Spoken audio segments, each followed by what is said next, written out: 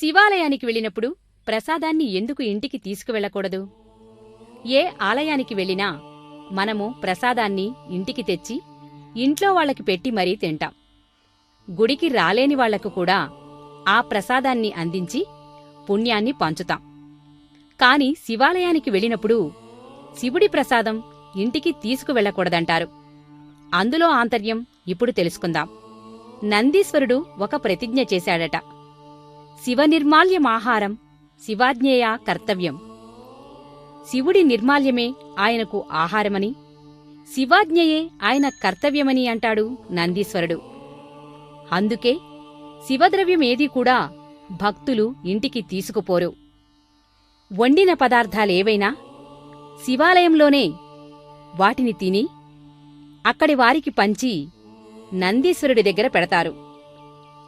అయితే కొబ్బరి చిప్పలలాంటివి మాత్రం ఇంటికి తీసుకువెళ్లవచ్చని చెప్తారు పెద్దలు.